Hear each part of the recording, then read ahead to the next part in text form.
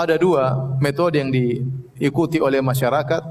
Yang pertama metode melihat hilal, ru'yatul hilal. Yang kedua metode hisab. Adapun metode melihat hilal inilah metode 4 mazhab, bahkan sebagian ulama mengatakan ijma' ulama, ya, tidak ada yang menyelisihi bahwasanya menentukan satu Ramadan harus dengan melihat hilal. Adapun hisab itu hanyalah membantu namun tidak menentukan.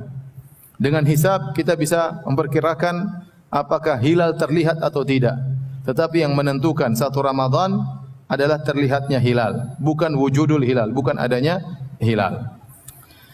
Dalilnya kata Nabi sallallahu alaihi wasallam, ya, sumu li ru'yatihi wa aftiru li ru'yatihi fa in gumma alaikum faqmilu iddata Sya'ban 30 atau faqdurulah. Kata Nabi sallallahu alaihi wasallam, berpuasalah karena melihat hilal dan lebaranlah karena melihat hilal. Kalau kalian terhalangi dari hilal, maka sempurnakanlah bulan Sya'ban 30 hari. Kemudian kata Nabi sallallahu alaihi wasallam dalam hadis yang lain, fa in hala bainakum wa bainahus sahab. Kalau ada penghalang antara kalian dengan hilal, ada awan yang menghalangi, fa akmilu iddata Sya'ban 30, maka sempurnakanlah bulan Sya'ban 30 hari. Jadi hadis-hadis seperti ini, hadis Abu Hurairah, Ibnu Umar, kemudian Ibnu Abbas mengisyaratkan bahwasanya yang menjadi patokan adalah terlihatnya hilal, bukan adanya hilal. Karena bisa jadi hilal itu ada tapi terhalangi oleh awan. Makanya Nabi mengatakan wa in hala bainakum wa bainahus sahab. Kalau seandainya kalian terhalangi dari melihat hilal, apa yang dilakukan?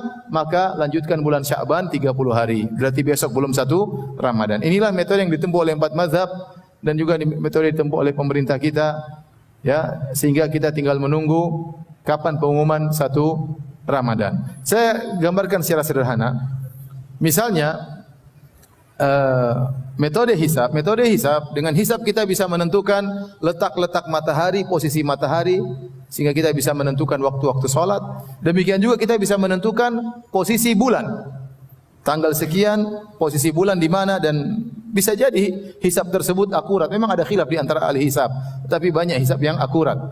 Tetapi metode hisab ini hanya menentukan posisi bulan, tidak menentukan terlihat atau tidak. Karena yang jadi patokan bukan adanya hilal, tetapi terlihat hilal atau tidak. Saya ulangi, yang menjadi patokan bukan adanya hilal, tetapi terlihat hilal atau tidak.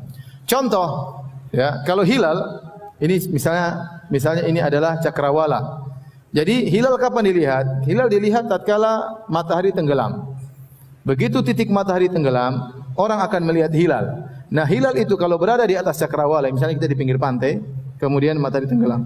Nah, kalau hilal tersebut 4 derajat di atas cakrawala, berarti hilalnya agak besar.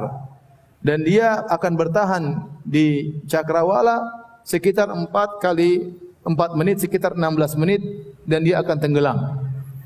Setelah matahari tenggelam, hilal juga akan tenggelam.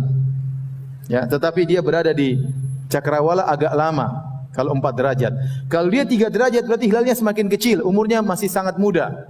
Dan dia hanya bertahan 12 menit kemudian dia tenggelam. Kalau hilalnya 2 derajat di atas cakrawala, semakin pendek, semakin muda lagi, semakin tipis lagi. Dan dia hanya sekitar 8 menit di atas cakrawala kemudian tenggelam. Kalau 1 derajat, dia sangat tipis sekali dan 4 menit langsung hilang.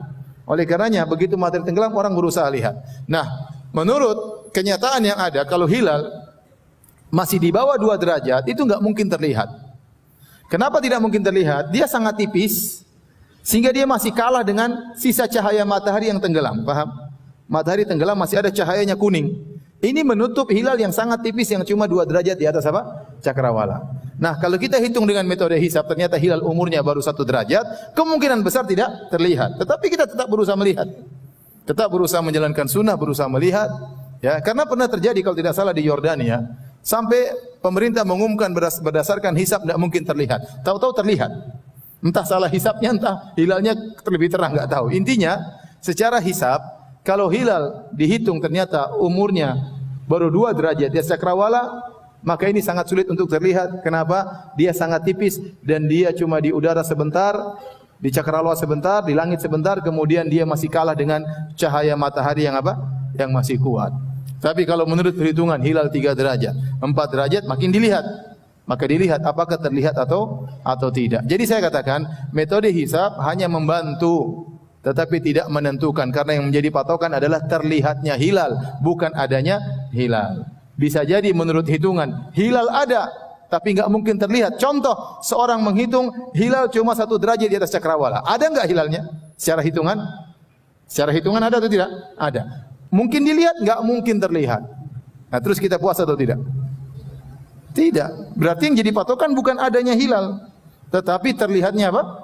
Hilal. Sebagian ormas menjamakkan antara dua metode ini. Mereka menggunakan hisab, tetapi kalau hilal berapa derajat baru kita puasa menurut hisab. Tapi yang benar bahwasanya metode yang benar adalah metode 4 mazhab adalah melihat hilal. Kalau hilal terlihat kita puasa besok, kalau hilal tidak terlihat maka kita tidak puasa. Dan kita punya kaidah al yakin la yazulu bisyak. Kita sekarang masih di bulan Sya'ban dengan penuh keyakinan. Dan kita tidak berpindah kepada bulan Ramadan kecuali ada keyakinan bahwasanya sudah masuk bulan Ramadan.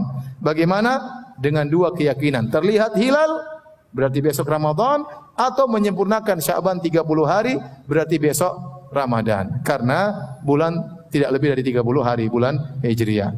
Paham sampai di sini? Intinya tinggal tunggu pengumuman nanti ya.